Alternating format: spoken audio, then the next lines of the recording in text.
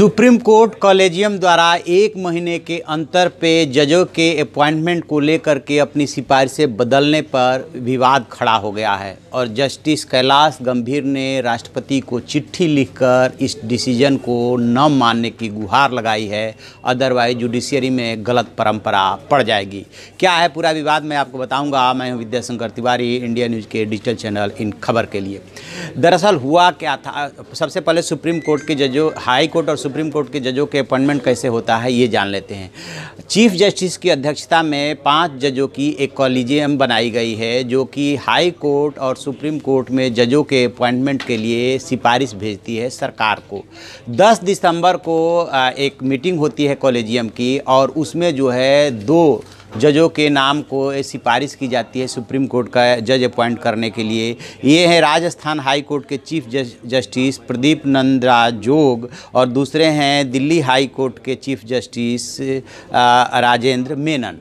लेकिन ठीक इस बीच क्या होता है, 1 महीने के अंतराल पे ये 10 दिसंबर को सिफारिश की गई कॉलेजियम की बैठक में कि 1 महीने के बाद जो है फिर से एक बैठक होती है और उस बैठक से पहले जो कॉलेजियम के एक सदस्य थे मदन बी लोकपुर, वो जस्टिस जो है रिटायर हो जाते हैं। इनके रिटायर होने के बाद फिर एक 10 जनवरी को बैठक होती है।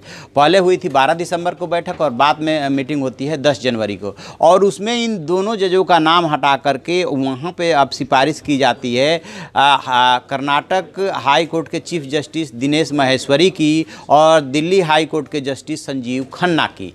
तो इसके बाद इस जैसे ही सिफारिश की जाती है और ये बात बाहर आती है वैसे ही डिस्प्यूट खड़ा हो गया कि आखिरकार 1 महीना पहले यानी कि जो 12 दिसंबर को मीटिंग हुई थी, 10 या 12 दिसंबर को जो भी तारीख होगी मीटिंग हुई थी, उसमें जो है जो सिफारिशें की गई थी 2 जजों को लेकर के, उनका नाम हटा करके इन 2 जजों का नाम आगे बढ़ाने से 32 जजों की सीनियरिटी का जो है उल्लंघन हो रहा है। यानी कि 32 जज पिछड़ जा रहे हैं और उनकी सीनियरिटी पिछड़ जा रही है। इसमें एक जो खास नाम है वो है संजीव खन्ना। संजीव खन्ना, जस्टिस संजीव खन्ना वही है जो जस्टिस HR खन्ना के भतीजे बताए जा रहे हैं। जस्टिस HR खन्ना वो हैं जो जिन्होंने कि आपातकाल के दौरान ADM जबलपुर का जब मामला सुप्रीम कोर्ट में आया था कि क्या विशेष परिस्थितियों में आपके फंडामेंटल राइट्स को कुछ कर्व किया जा सकता है, 5 जजों की संवैधानिक पीठ में जस्टिस HR खन्ना ने 4-1 का जो भी वो डिसीजन हुआ था उसमें अपनी असहमति जताई थी और 4 जजों से अलग अपना फैसला दिया था। इसलिए उस समय वो काफ़ी सुर्खियों में और लाइमलाइट में आ गए थे कि आपातकाल के दौरान उन्होंने अलग अपने विचार देने का साहस जुटाया था और इस वजह से वो चीफ जस्टिस ऑफ इंडिया नहीं बन पाए थे, ये ऐसा कहा जाता है।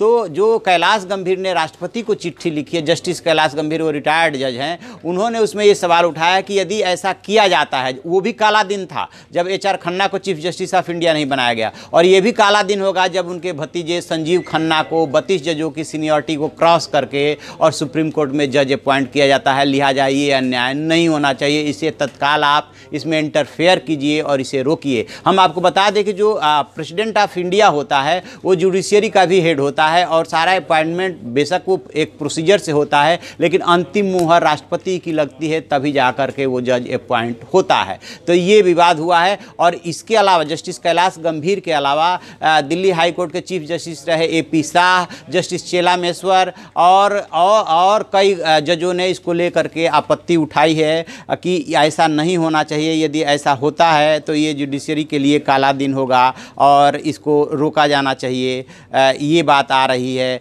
और पूर्व मुख्य न्यायाधीश RM लोढ़ा ने भी इस पर आपत्ति जताई है। तो अब ये देखना ये है कि इस पर राष्ट्रपति क्या फैसला लेते हैं। एक दूसरी चीज़ जो इसमें सबसे इंपॉर्टेंट है कि क्या जो कॉलेजियम सिस्टम है उसके जो प्रोसीजर्स होते हैं, उसकी जो प्रोसीडिंग्स होती है, क्या वो ट्रांसपेरेंट नहीं होना चाहिए। किस आधार पे तो उनको पहले सेलेक्ट किया गया था, किस आधार पे फिर उनको ड्रॉप करके इन दोनों जजों को उठाया। जस्टिस चेलामेश्वर आपको याद होंगे पिछले साल उन्होंने अन्य जजों को लेकर के, जो इस समय के चीफ जस्टिस रंजन गोगोई हैं उनके साथ और कई जजों के साथ उन्होंने प्रेस कॉन्फ्रेंस की थी। तब के चीफ जस्टिस ऑफ इंडिया जो दीपक मिश्रा थे, एक तरह से उनके खिलाफ वो थी कि वो प्रोसीजर फॉलो नहीं कर रहे हैं और वो जस्टिस चेलामेश्वर इस कॉलेजियम की मीटिंग को लेकर के उन्होंने सवाल उठाए थे कि उसकी प्रोसीडिंग्स की रिकॉर्डिंग होनी चाहिए, और अब उन्होंने कहा है कि इसी बात का तो वो विरोध कर रहे थे, अब वो रिटायर्ड हो चुके हैं इसलिए बोलने के लिए स्वतंत्र हैं, तो वो भी इसका विरोध कर रहे हैं कि क्यों ऐसा किया जा रहा है, क्यों पहले कॉलेजियम के फैसले को पलटा जा रहा है। तो ये जुडिशरी के लिए एक नया डिस्प्यूट है, और जो है